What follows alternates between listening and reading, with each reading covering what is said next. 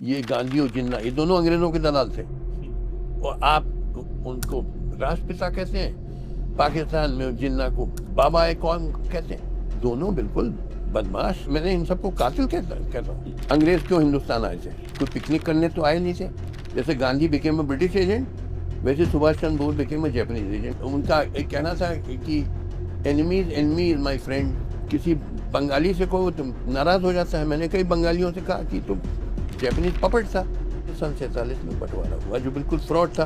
पाकिस्तान कोई मुल्क नहीं है, it is a fake country. उन्होंने ये बात कही थी कि मैं चाहता हूं कि मुस्लिम इस देश के वो हिंदुओं का लिहाज करके गाय ना काटें। दुनिया गाय खाती है, बीफ खाती है, वो सब बुरे लोग हैं। आप ही साधु संत हैं। मगर गांधी जी की वजह से ऐसा भारत बना जो कहने को तो आजाद है। मैं आपकी बात बिल्कुल समझ रहा हूँ सर, उस पर भी आऊंगा मैं। जैसे गौहत्या की बात की, आप बोलने नहीं देंगे। अच्छा, आपके साथ ये दिक्कत है, आप किसी को नहीं बोलने का। अच्छा नहीं आप बताएं। भरे हुए इतने, कोई ना बोले। आप बस रोहित उपाध्याय बोले और दुनिया में कोई ना। नहीं सर आप बोलिए। 25 साल तुम प्रचार कर रहे हो, हिंदू आइडिया प्रोपोगेट कर रहे हो, जिससे अंग्रेजों की पॉलिसी डिवाइड एंड रूल, उसको मदद नहीं मिल रही है। पहले तुम घर में आग लगाओ, और भड़भड़ा के जब जल रही है तो तुम पानी छिड़क के नाटक कर रहे हो। तुमने पहले आग क्यों लगाई घर में? आज़ादी के लिए अमेरिकन को लड़नी पड़ी लड़ाई हथियारों के साथ। कॉन्टिनेंटल आर्मी रेस करनी पड़ी अंडर जॉर्ज वॉशिंगटन। तब जाके अंग्रेजों को भगाया अमेरिका से। क्या वो भूख हड़ताल से भाग जाते हैं अंग्रेज, या गुलदस्ता उनको या लॉलीपॉप देने से भाग जाते हैं? जब तक वो हथियारों से नहीं भगाया जाए तो फिर तो आपको तो सर एक मिनट मुझे पूरा करने दीजिए। मुल्क की समस्याओं का समाधान है क्रांति। नमस्कार दोस्तों, मेरा नाम रोहित उपाध्याय है। मेरे साथ सुप्रीम कोर्ट के पूर्व जज मार्कंडे काटजू जी हैं। काटजू जी को हम कई तरीकों से जानते हैं। आपके बयान बहुत सारे वायरल होते रहे हैं।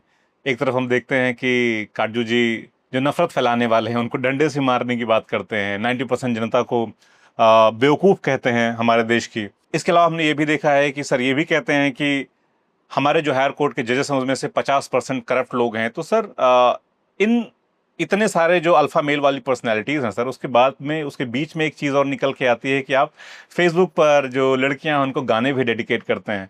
तो एक वो जो सर का कोमल हृदय है वो भी दिख जाता है। तो सर मैं आपसे समझना चाहता हूं कि आप जो आपकी पर्सनैलिटी की इतनी जो रेंज है सर, उसको कैसे मैनेज कर पाते हैं? क्योंकि एक लगता होगा ना आपको अंदर से कि यार ये कहीं ऐसा तो नहीं है कि जो हमारी पब्लिक में एक इंटेलेक्चुअल की इमेज बनी है, आप जज रहे हैं, तो उसको कहीं आपको ये नहीं लगता सर? कैसे मैनेज करते हैं? मुझे बहुत अच्छा लगता है, लेकिन मैं बस समझना चाहता हूँ कि आप मैनेज कैसे करते हैं? देखिए, मैंने इस तरीके से करते हैं कि मेरा बस एक ही उद्देश्य है, भारत से गरीबी, बेरोजगारी, महंगाई, भुखमरी, स्वास्थ्य लाभ अभाव, ये सब दूर हो। ये राष्ट्रीय उद्देश्य होना चाहिए। बस इसी पे सारा केंद्रित है। बाकी जितनी चीजें मैं कहता हूँ वो सब इसी से मिली हुई हैं, जुड़ी हुई हैं। एक चीज मैं आपके नजरिए से समझना चाहता हूं। आपका एक बयान जो था कि 50% से के आसपास जो हायर कोर्ट में जजेस हैं सर, वो आपका एनालिसिस है कि वो करप्ट हैं। तो आपने अपने सर्विस के दौरान ऐसा क्या महसूस किया, क्या देखा, और क्या जनता को जानना चाहिए जो बैकडोर से चलता है लेकिन हम लोगों को मालूम नहीं है? देखिए, ये मैंने नहीं कहा था, ये शांति भूषण जो भारत के विधि मंत्री थे और बहुत बड़े वकील थे, अभी उनका देहांत हुआ, उन्होंने एक हलफनामा दिया था सुप्रीम कोर्ट में, शायद 2009 में, जिसमें उन्होंने कहा कि पिछले 16 चीफ जस्टिस ऑफ इंडिया में से 8 तो निश्चित तौर पे करप्ट हैं, 2 के बारे में कोई स्पष्ट नहीं है, करप्ट भी हो सकते हैं, ईमानदार भी हो सकते हैं, और 6 ईमानदार हैं। ये उन्होंने उनके नाम दिए वो जजेस एक सील्ड एनवेलप में। तो ये तो शांति भूषण साहब ने कहा 2009 में। उसके पहले chief justice of India Bharucha से उन्होंने शायद 2000 में कहा कि 20% हाई कोर्ट जजेस आर करप्ट।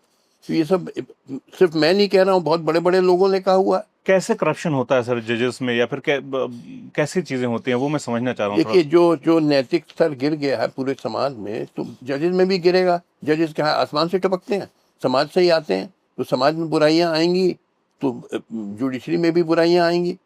तो जब नैतिक स्तर गिर गया है सन 47 के बाद, धीरे धीरे गिरता गया, तो फिर स्वाभाविक है कि न्यायपालिका में भी गिरेगा। जजेस समाज के ही हिस्सा तो हैं। जी जी जी। अच्छा, एक चीज़ और बताइए सर कि ये जो नैतिक स्तर गिरने की बात की है, हमने बहुत सारा क्रिटिसिज्म ऐसे भी सुना है जजेस का, जिसमें ये है कि भाई पोस्ट रिटायरमेंट जो जॉब्स हैं या जो बेनिफिट्स हैं, उनकी लालसा में बहुत सारे जजेस ऐसे डिसीजंस लेते हैं। और हमने देखा भी है कि हमारे एक former chief justice of India पर भी आरोप लगे। इस पर क्या कहना चाहेंगे? ये बिल्कुल सही है, बहुत सारे ऐसे हुए हैं। मैं खुद मुझे रिटायर्ड हुआ मैं सुप्रीम कोर्ट से 2011 में।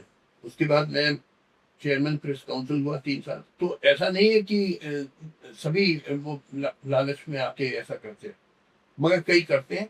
और कई जैसे गोगोई था, चीफ जस्टिस ऑफ इंडिया थे, आप जानते हैं उनके बारे में कितने गड़बड़ आदमी थे, लड़कियों के साथ छेड़खानी की, उनकी तमाम किस्से हैं।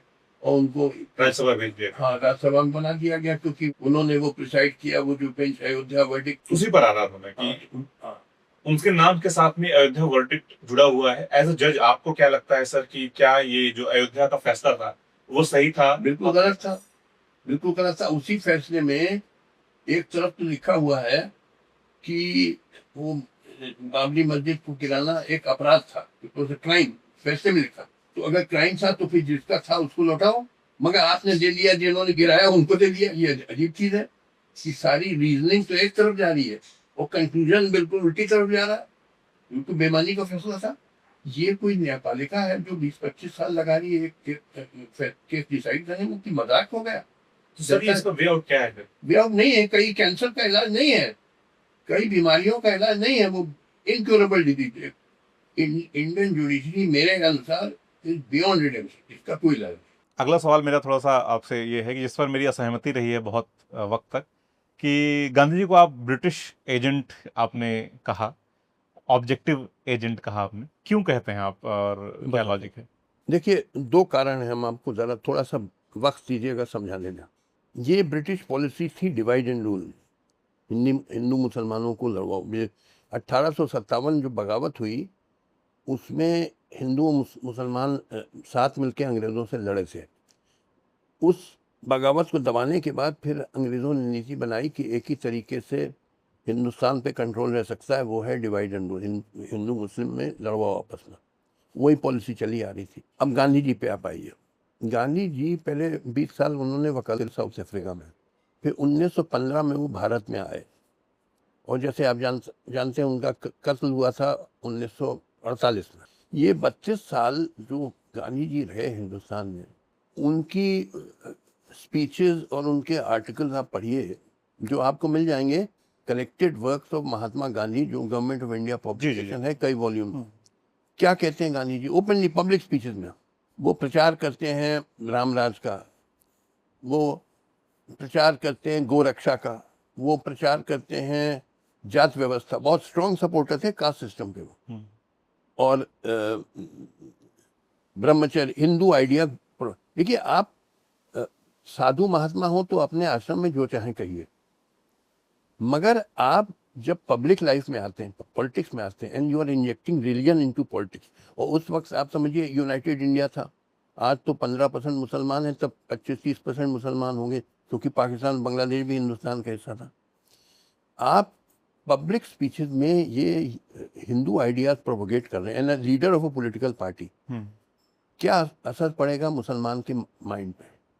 क्या वो ऐसी पार्टी में रह सकता है जिसका लीडर दिन रात यही प्रचार कर रहा है कि वो भागेगा मुस्लिम लीग की तरफ? और जो हुआ, देखिए क्या उसका क्यों किया गांधी जी ने, उसका वजह ये थी, उस टाइम पे 1915 में कांग्रेस पार्टी ऑफ इंटेलेक्चुअल्स थी, बुद्धिजीवियों की पार्टी थी। मैथ सपोर्ट नहीं था। तो मैथ सपोर्ट पाने के लिए गांधी जी ने सोचा कि धर्म का इस्तेमाल किया जाए। तो आपने धार्मिक विचार तो डाले, उससे मैथ सपोर्ट आया, मगर हिंदू मैथ सपोर्ट, कांग्रेस मुसलमान कैसे ज्वाइन करेगा ऐसा पार्टी जिसका नेता यही कि गोरक्षा और जात व्यवस्था और रामराज यही बात करता जा रहा है? तो इस पे एक किताब लिखी है H.M. सीरवई, बहुत बड़े वकील हैं। उसका किताब का नाम है partition of India, legend and reality जी। उसमें सीरवई साहब ने कहा कि Gandhi ideas directly led to partition. जब लीडर ऑफ अ पार्टी यही दिन रात, देखिए 1917 में जिन्ना सेकुलर आदमी था, पेट्रियोटिक था, उस टाइम कम्युनल नहीं था जिन्ना। बल्कि he was known as the ambassador of Hindu Muslim unity, और लखनऊ पैक्ट उसने करवाया। वो दोनों पार्टीज में था, कांग्रेस में भी था और मुस्लिम लीग में भी था। मगर जब गांधी जी यही सब करने लगे तो मतलब आधुनिक विचार का आदमी तो उसने कहा ये सब क्या करना है, उसको भागना पड़ा और वो चला गया इंग्लैंड में वकालत की कई साल।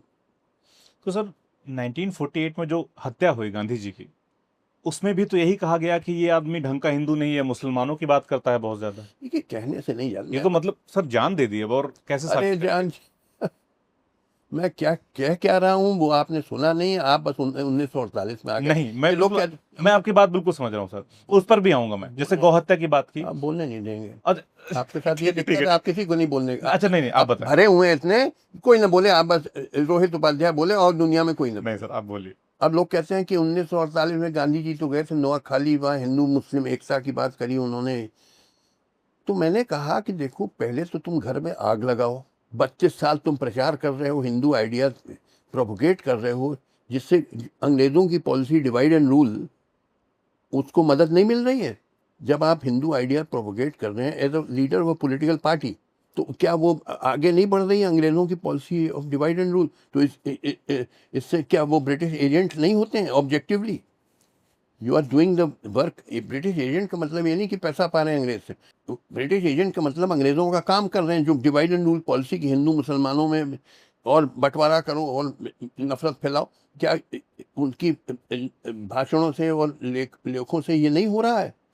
और डिवाइड हो रही है society because you are propagating Hindu ideas. अब नोआखाली चले गए और कहा अरे साहब दोस्ती होनी चाहिए, अमल चैन होना चाहिए, हिंदू मुसलमानों में प्रेम होना। पहले तुम घर में आग लगाओ, और भड़बड़ा के जब जल रही है तो तुम पानी छिड़क के नाटक कर रहे हो। तुमने पहले आग क्यों लगाई घर में? इतने साल तुम 32 साल तुम आग लगाते जा रहे हो। इनके इनके भाषण पढ़िए और आर्टिकल मैंने, अगर आप देखिए, एक काम करिए, गूगल पे जाइए और उस पर टाइप करिए काटजू गांधी। जी मैंने पढ़े हैं कम से कम 10-12 आपको आर्टिकल मिलेंगे। जैसे एक आर्टिकल है गांधी एंड कास्ट, मैंने कम से कम 20 कोटेशन गांधी के दिए जिसमें उन्होंने कास्ट सिस्टम को बड़ा जबरदस्त सपोर्ट किया। जी। बाद में चल के थोड़ा सा वो हरिजनों के फेवर में हो गए, otherwise he always supported caste system. तो कैसे मुसलमान ऐसी पार्टी में आए? सही बात। आप फिर डिवाइड नहीं कर रहे हैं जी बिल्कुल, इंडियन सोसाइटी? मैं आपकी बात से बिल्कुल सर। दूसरी सुनिए, एक तो Gandhi was an British agent objectively because he served the British policy of divide and rule by injecting religion into politics, and continuously 32 years he is preaching Hindu ideas of caste system, cow protection, ब्रह्मचर्य। ठीक है sir, ये सब। मैं आपकी बात से और सहमत हूँ। दूसरी बात सुनिए, दूसरी तरीके कैसे उन्होंने, क्यों मैं उनको ब्रिटिश एजेंट कहता हूँ? देखिए, अर्ली 20th सेंचुरी में एक सशस्त्र आंदोलन शुरू हो गया था अंडर भगत सिंह और सूर्या सेन जो बंगाल के थे, चंद्रशेखर आज़ाद, बिस्मिल, अशफाक उल्लाह वगैरह। ये देखिए, क्योंकि असल जो होता है, असल आज़ादी की लड़ाई होती है सशस्त्र लड़ाई। क्यों? देखिए, क्योंकि अंग्रेज़ों ने जो हिंदुस्तान पे कब्जा किया, उसके लिए बहुत खून बहाना पड़ा उनको। बैटल ऑफ प्लासी में लड़ा, म्यूटिनी में लड़े, बहुत सारे अंग्रेज मारे गए। तो क्या गांधी जी के इस पे उपवास करने पे, भूख हड़ताल करने पे क्या अंग्रेज हिंदुस्तान छोड़ देंगे? या सत्याग्रह करने पे? जो अमेरिका पे अंग्रेजों के कब्जे में था, आज़ादी के लिए अमेरिकन को लड़नी पड़ी लड़ाई हथियारों के साथ। कॉन्टिनेंटल आर्मी रेस करनी पड़ी अंडर जॉर्ज वॉशिंगटन, तब जाके अंग्रेज़ों को भगाया अमेरिका से। क्या वो भूख हड़ताल से भाग जाते हैं अंग्रेज, या गुलदस्ता उनको या लॉलीपॉप देने से भाग जाते हैं? आपको असल आज़ादी जो होती है सशस्त्र आज़ादी होती है। क्योंकि जो आप पे जो आपका रूलर हो गया है, विदेशी आके अपनी फौज से उसने कब्जा कर लिया आपके देश पे, बड़ा खून बहा के, वो कभी नहीं छोड़ेगा जब तक वो हथियारों से नहीं भगाया जाए। तो फिर तो आप तो सर, एक मिनट मुझे पूरा करने दीजिए। तो ये सशस्त्र आंदोलन, आज़ादी आंदोलन शुरू हो गया था अंडर हिंदुस्तानी क्या क्रांति आर्मी या क्या जी HRA वगैरह जो बने थे, भगत सिंह, चंद्रशेखर आज़ाद और बिस्मिल, अशफाक उल्लाह, उधर बंगाल के क्रांतिकारी सूर्या सेन, खुदीराम बोस वगैरह, शुरू हो गया।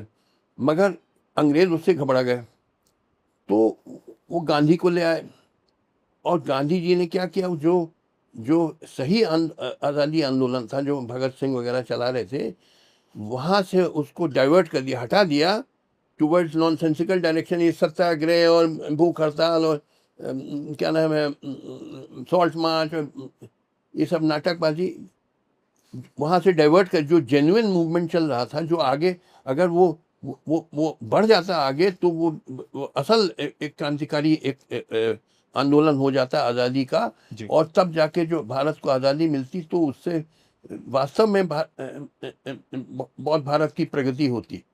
मगर गांधी जी की वजह से ऐसा भारत बना जो कहने को तो आज़ाद है, मगर असल आज़ादी होती है भूख से आज़ादी, बेरोजगारी से आज़ादी, बीमारियों से आज़ादी, गैर बराबरी से, जातिवाद अच्छी से। शिक्षा, जी अच्छी शिक्षा के अभाव जी से आज़ादी, यानी रियल लिबर्टी, इकोनॉमिक लिबर्टी, ठीक है सर।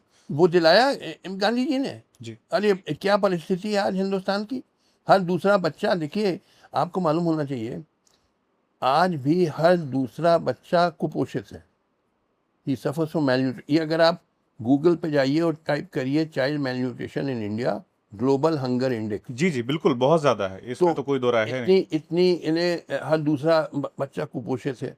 बेरोजगारी का आलम क्या है कि 12 मिलियन 1.2 करोड़ युवा हर साल जॉब मार्केट में आ रहे हैं, मगर नौकरियां कितनी हैं, सिर्फ 500,000।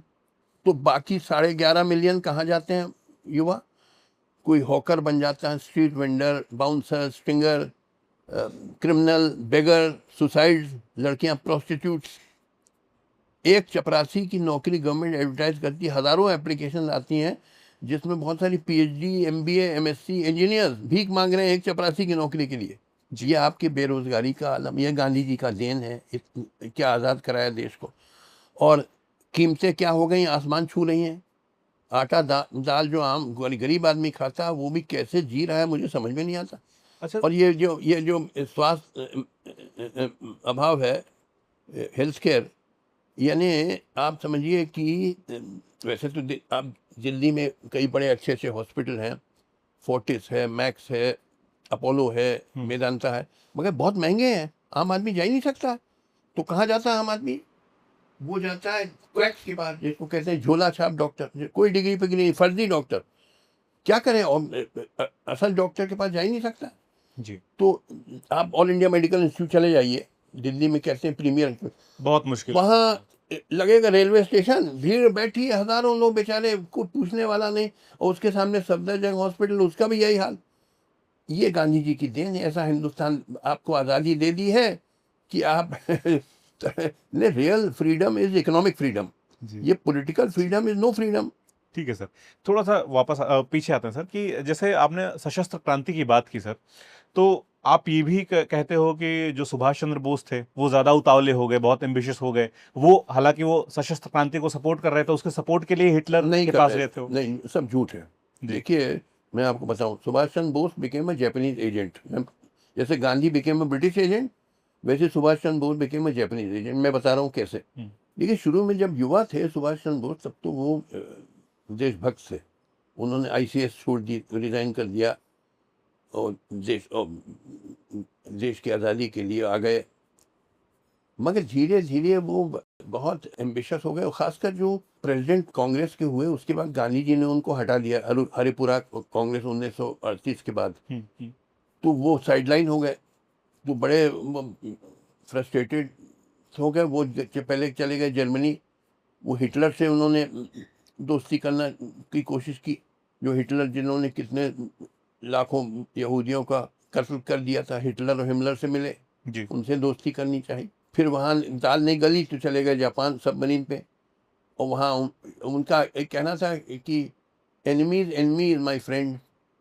तो जर्मनी और जापान ये अंग्रेज़ों के दुश्मन हैं, और हमारे भी दुश्मन अंग्रेज़ हैं, तो इसलिए जर्मनी और जापान हमारे दोस्त हैं। ये लॉजिक थी, यही तो लॉजिक थी ना। देखिए ये कहना कि enemies enemy is a friend, ये कोई एब्सोल्युटली करेक्ट नहीं। अगर उससे आपको कुछ फ़ायदा हो तब तो करिए। अब जापानियों ने इनको यूज़ किया, और जापानी लोग उस टाइम, आज के जापानी नहीं है, वो तो इम्पेरियलिस्ट थे, फैसिस्ट थे बिल्कुल। क्या क्या जुल्म किए उस वक्त उन्होंने। तो वो हिंदुस्तान पे कब्जा कर लेते इनको, सुभाष चंद्र बोस की आज़ाद हिंद फौज को यूज़ करके। तो आप समझते क्या हिंदुस्तान को आज़ादी दे देते? नहीं, वो इसको अपना उपनिवेश बनाते, कॉलोनी। और अंग्रेज़ों से भी ये बुरा हाल लूटने के लिए आए थे। देखिए जापानीज क्यों एक्सपैंड कर रहे थे। देखिए आपको थोड़ा इकोनॉमिक समझना होगा। जब एक मुल्क का इंडस्ट्रियलाइजेशन एक लेवल तक पहुंच जाता है तो it tends to become imperialist. जैसे अंग्रेज़ क्यों हिंदुस्तान आए थे? कोई पिकनिक करने तो आए नहीं थे। उनको चाहिए थे अपने जो इंडस्ट्री ग्रो करी उसके लिए मार्केट्स चाहिए, रॉ मटेरियल चाहिए, इसलिए हिंदुस्तान में आए। इसी तरह जापान में इंडस्ट्रियलाइजेशन जो हो गया था आफ्टर मेजर रेस्टोरेशन ऑफ 1868, तो इंडस्ट्री ग्रो कर रही थी, उनको मार्केट्स और रॉ मटेरियल चाहिए था। पहले तो उन्होंने कोरिया और मंचूरिया ये सब कॉन्कर किया, but that was not sufficient. वो और एक्सपैंड करना चाहते थे, तो right up to India, India को अपना कॉलोनी बनाना चाहते थे।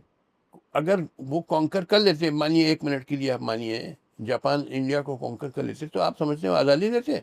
नहीं, वो या तो वो नेताजी को बम्प ऑफ कर देते, उसका उपयोग पूरा हो गया है, यूटिलिटीज ओवर, उसको शूट करके ख़त्म कर देते, और या उसको अपना पपेट बना देते, जैसे वो मंचूकुओ में बनाया था उन्होंने, लास्ट चाइनीज एम्परर को जापानी ने पपेट बनाया था। सुभाष चंद्र बोस में कुछ नहीं था, वो तो देखिए he was ambitious man and he was being used by Japanese.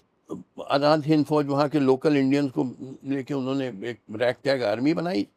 Netaji कहते हैं मगर जहाँ जापान ने सरेंडर किया 1945 में, वहाँ ये भी भाग खड़े हुए हैं। अरे तुम गुरिल्ला वॉर करते हैं जैसे चाइनीज ने अगेंस्ट जापानीज किया था जी। जापान के, यानी आप totally dependent on Japanese. Japanese आपको हथियार दे रहे हैं, सब कुछ दे रहे हैं, जापान ने सरेंडर किया, आपने भी सरेंडर, आप भाग खड़े हुए। There was nothing in the man.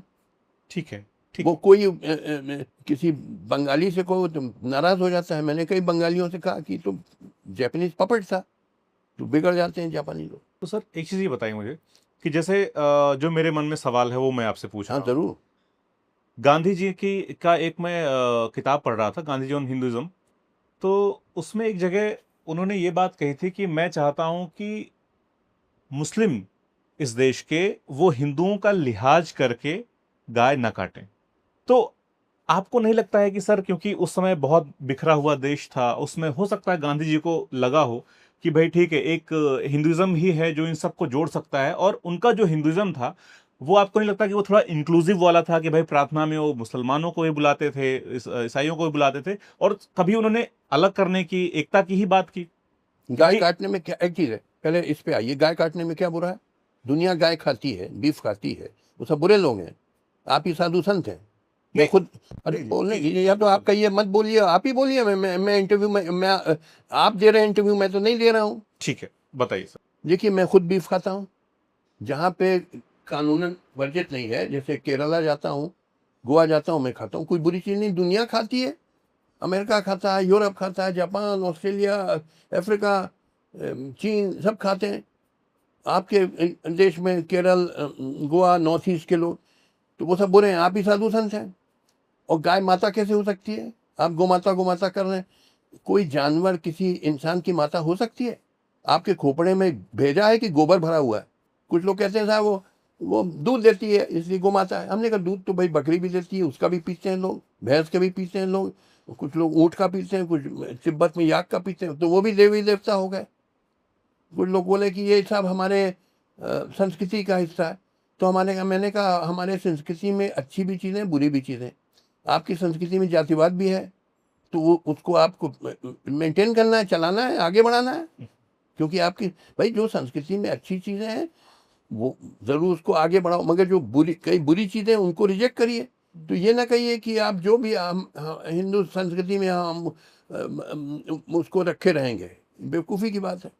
जानवर प्रेम का सर, गांधी जी के मुताबिक इससे बड़ा उदाहरण कहीं पूरी दुनिया में नहीं मिलता है ये कि जानवर प्रेम के, देखिए मजाक मत करिए। देखिए इंसान और जानवर को बराबर मत मानिए।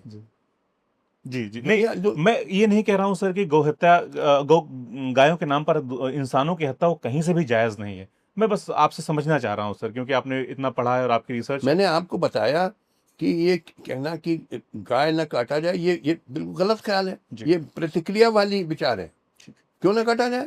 जानवर है, दुनिया खाती है बीफ। ठीक है सर, मेरे बकरा काटा जाए, भैंस काटा जाए, गाय ना काटा जाए। ठीक है सर, वो आप बात हो गई। मेरा जो दूसरा सवाल था कि जो उनका गांधी जी का जो हिंदुइज्म था, आपको नहीं लगता सर वो थोड़ा इंक्लूसिव था और उनको उस समय हो सकता है महसूस हुआ हो, क्योंकि उन्होंने बांटने की बात तो की नहीं, और बंटे ना इसीलिए कहा जाता है कि उनकी हत्या भी हुई सर। आप हिंदुइज्म फैला क्यों रहे हैं? आप जब पॉलिटिक्स, या तो पॉलिटिक्स में मत आइए, आप साधु संत से अपने आश्रम में हिंदुइज्म की बात करिए। एक बार आप पॉलिटिक्स में आ रहे हो जहाँ पे इतनी डाइवर्सिटी है। उस वक्त यूनाइटेड इंडिया में कम से कम 25-30% आबादी मुसलमान थी। आज तो 15% रह गई, क्योंकि बाकी चली गई पाकिस्तान और बांग्लादेश में।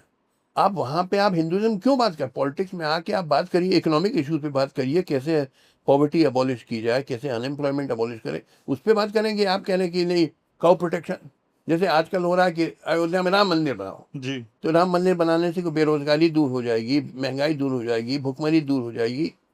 आपकी प्रायोरिटी है कि राम मंदिर बनाओ, है आपकी प्रायोरिटी है कि गो रक्षा।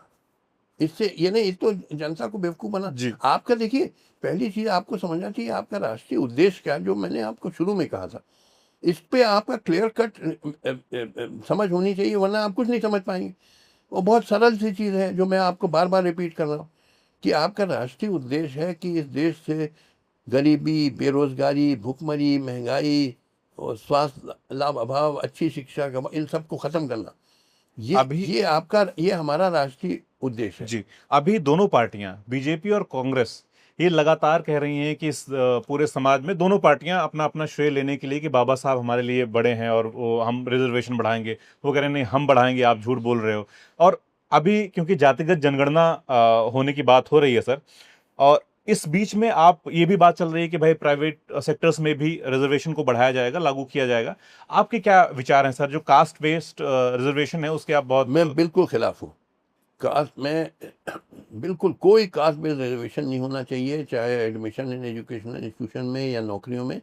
हाँ, जो गरीब बच्चा है, मानिए वो किसी भी जात का हो, चाहे गरीब तो दलित भी हो सकते हैं, ब्राह्मण भी हो सकते हैं, कोई भी गरीब बच्चा है जिसके माँ बाप उसके स्कूल की किताब खरीद नहीं सकते हैं, पैसा नहीं है, तो उसको गवर्नमेंट को फ्री देनी चाहिए किताबें, ताकि he enjoy the equal level playing field as compare to boys from rich parents.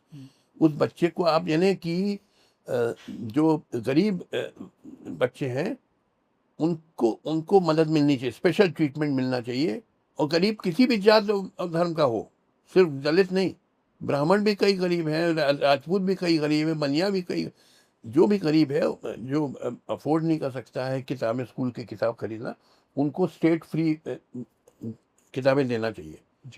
But otherwise देखिए, ये caste reservation is nothing but politics, vote bank politics है और कुछ नहीं है, ये फ्रॉड है।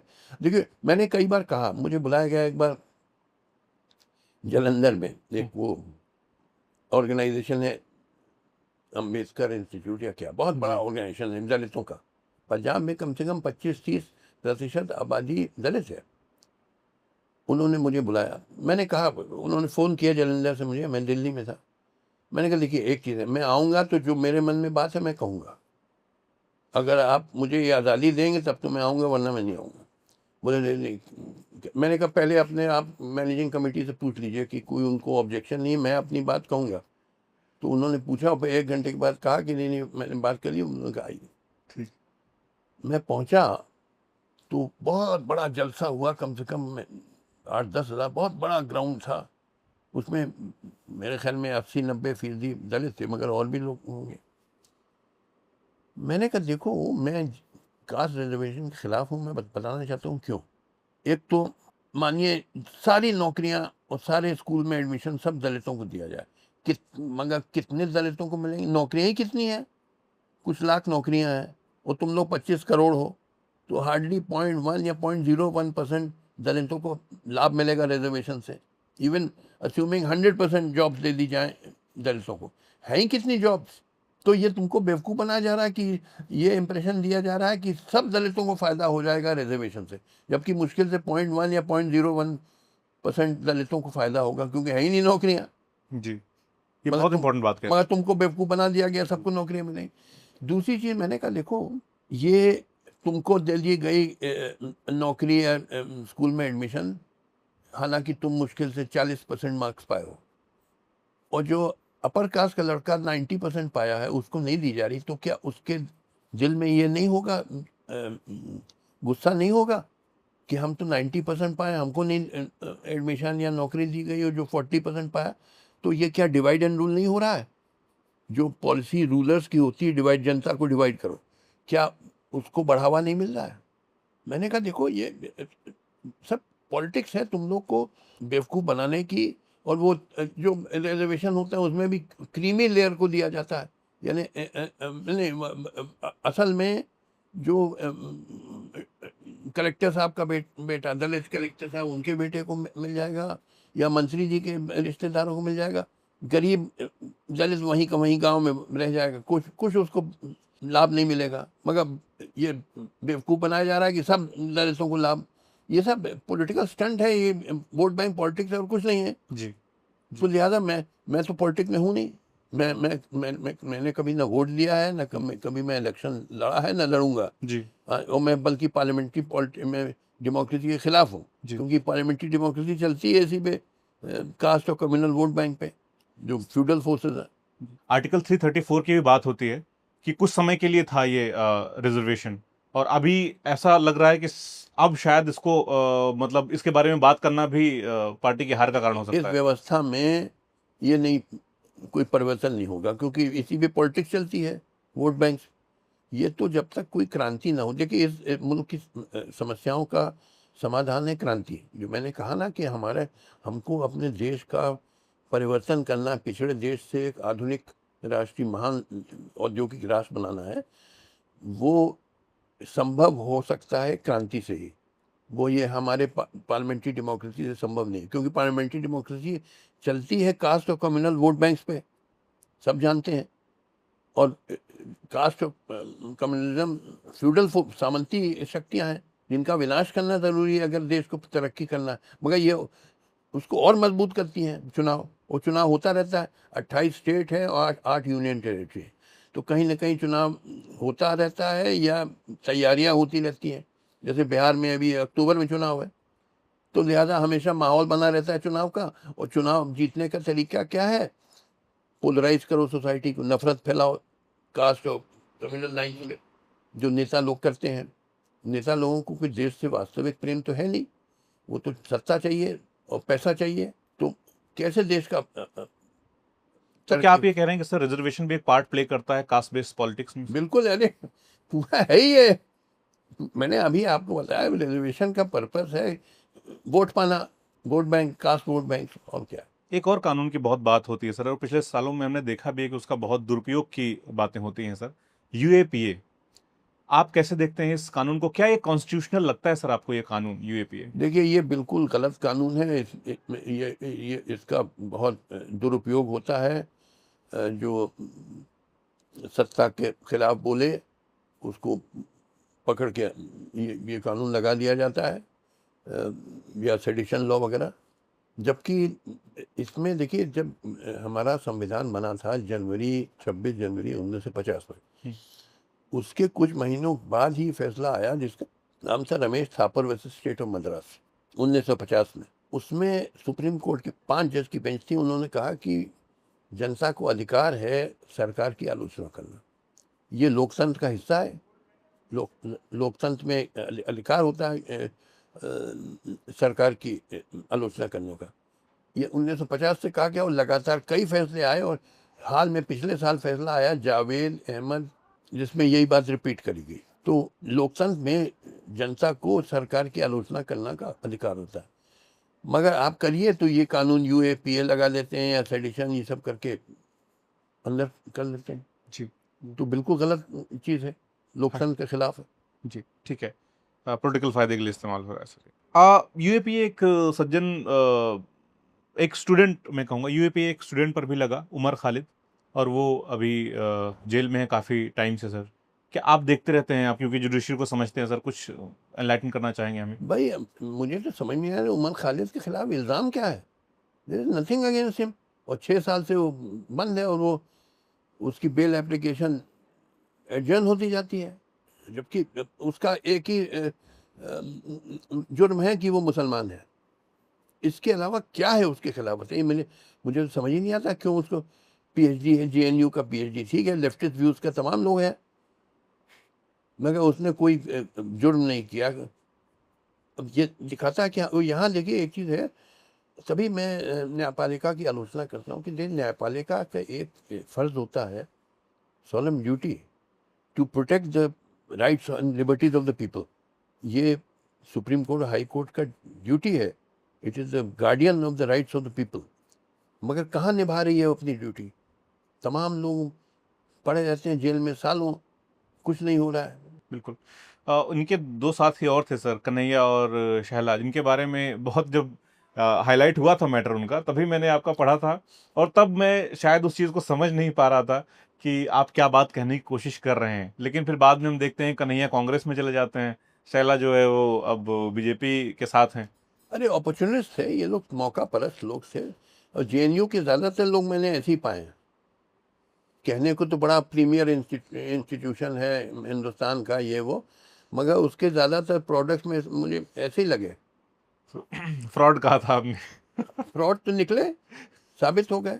कन्हैया कुमार बड़े क्रांतिकारी बने बैठे थे, कम्युनिस्ट थे, कूद के आ गए कांग्रेस में। जी। और शीला रशीद का क्या किया उन्होंने, अब सब जानते हैं। Totally selfish and unpatriotic. मुझे एक नहीं मिला जो वास्तव में, अब ये कन्हैया कुमार है, अब नेता बन, ये बड़े क्रांतिकारी बने बैठे थे, मालूम हो गया क्या है। जी। मुझे युवा पीढ़ी से कोई उम्मीद नहीं है। मैं युवा हूँ, 79 साल का हूँ, मैं 25 साल की उम्र का हूँ, क्योंकि मैं देश के लिए सोचता। ये लोग कभी सोचते, ये तो चाहते हैं कि आराम की जिंदगी मिले अपना डिग्री पाने के बाद। कोई देश से प्रेम है लोग, वास्तविक देश से प्रेम? बातें बड़ी लच्छेदार करना आसान है।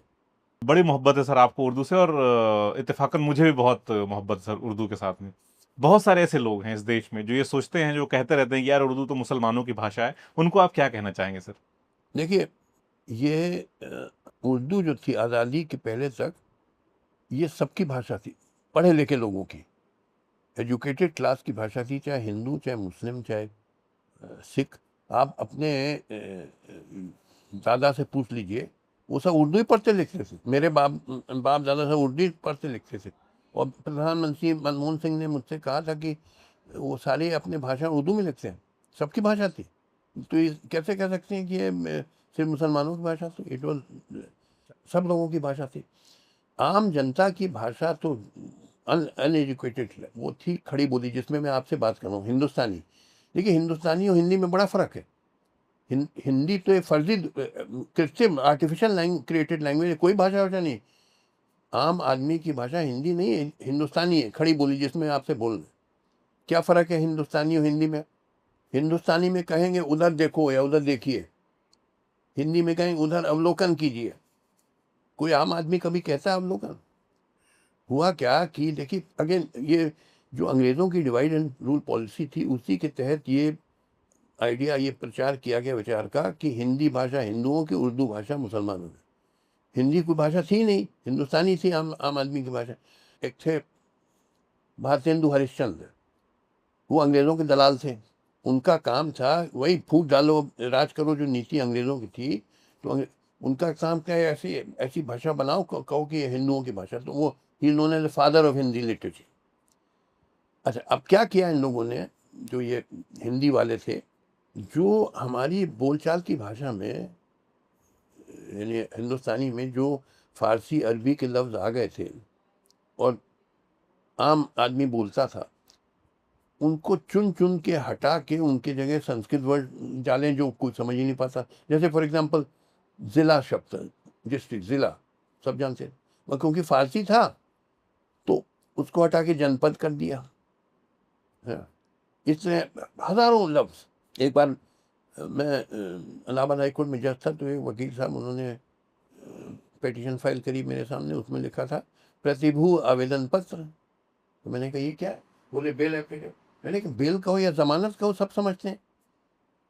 मगर उन्होंने अब एक नकली शब्द बना दिया। अब देखिए, ये गलत ख्याल है कि विदेशी भाषा के शब्द आपके भाषा में आ जाएं तो आपकी भाषा कमज़ोर हो जाती है।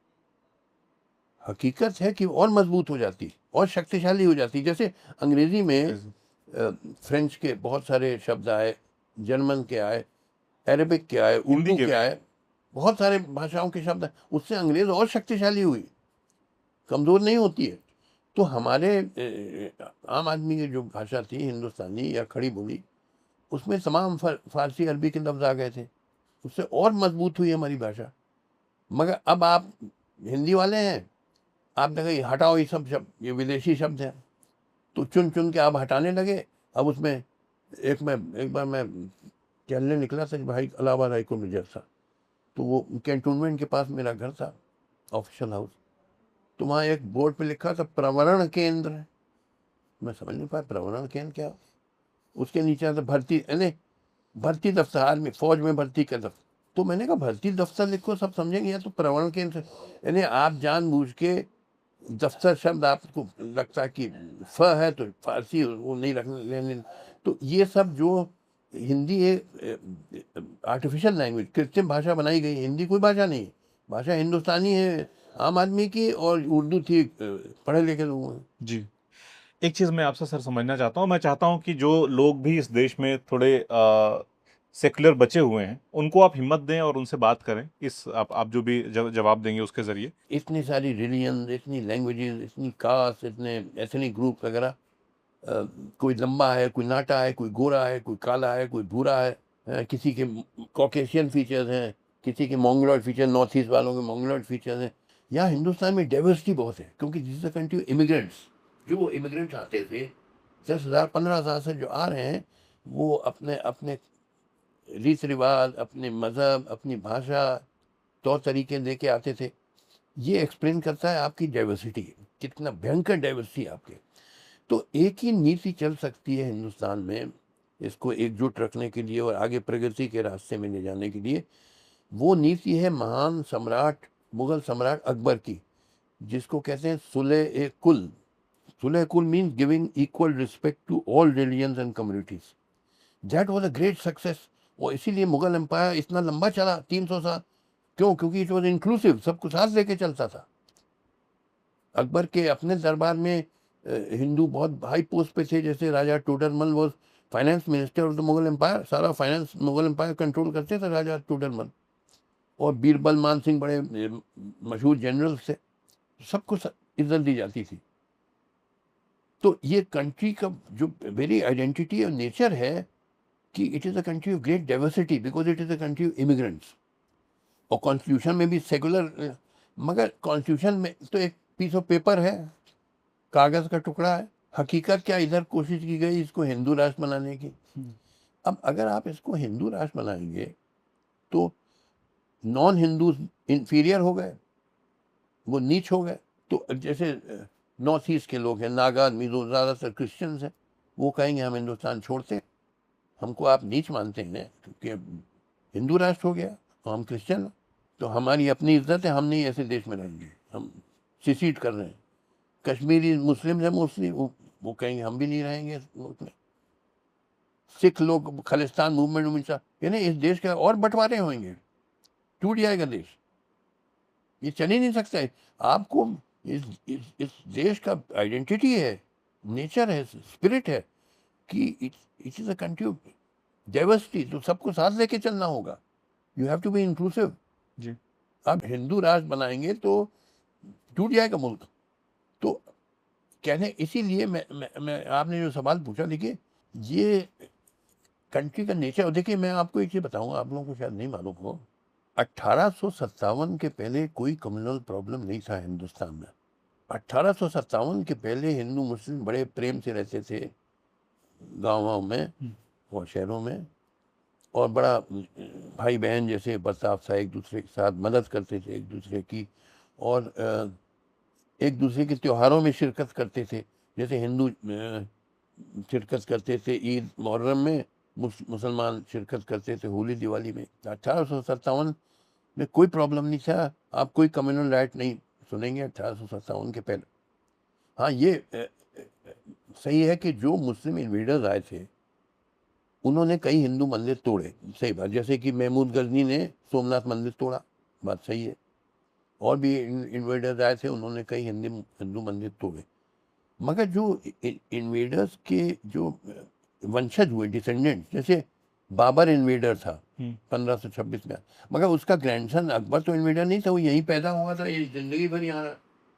तो जो लोकल मुस्लिम रूलर्स हो गए, डिसेंडेंट्स ऑफ द इन्वेडर्स, उनकी 80-90% जनता थी हिंदू। तो वो जानते थे अगर हम मंदिर तोड़ेंगे तो रोज बगावत होगा, बवाल होगा। कोई राजा ऐसा नहीं चाहता है, सब अमल चैन चाहते हैं। तो अपने ही हित में उन्होंने सेकुलरिज्म को प्रमोट किया। वो ग्रांट्स देते थे हिंदू टेम्पल्स को। इतने दस्तावेज हैं, इतना डॉक्यूमेंट्री प्रूफ है पर्शियन में है ज़्यादातर, thousands of grants to Hindu temple by Muslim rulers. Mughals thoroughly secular, except Aurangzeb के बारे में कंट्रोवर्सी है, वो उसमें थी बिगेटरी। अदरवाइज मुगल रूलर्स वो होली दिवाली मनाते थे। नवाब अवध रामलीला ऑर्गेनाइज कराते थे। टीपू सुल्तान 156 हिंदू मंदिरों को एनुअल ग्रांट देता था। तो 1857 में क्या हुआ कि म्यूटिनी हुई, जिसमें हिंदू मुस्लिम साथ मिलके अंग्रेजों से लड़े। उसको दबाने के बाद, कुचल देने के बाद, अंग्रेजों ने तय किया एक ही तरीका हिंदू इंडिया पे कंट्रोल करने का, वो है डिवाइड एंड रूल। सारा कम्युनलिज्म शुरू होता है 1857 से, सारे कम्युनल राइट शुरू होते हैं। उसके बाद क्या होता था, अंग्रेज कलेक्टर रात को बुलाता था चुपके से पंडित जी को, पैसा देता था और कहता था कल मुसलमानों के खिलाफ बोलो। या मौलाना साहब को बुलाता था रात को चुपके से, पैसा देता था और कहता था कल से हिंदुओं के खिलाफ बोलो। फिर एजेंट प्रोवोकेटियर हायर किए गए, जिसको किराए का टट्टू कहते हैं, जो क्या करते थे कि कोई गाय काटी, रातों रात किसी मंदिर में फेंक दिया और दीवार पे लिख दिया अल्लाह अकबर।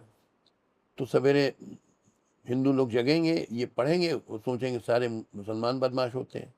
या कोई सुअर काट के मस्जिद में फेंक दो रातों रात और दीवार पे लिख दो जय श्री राम।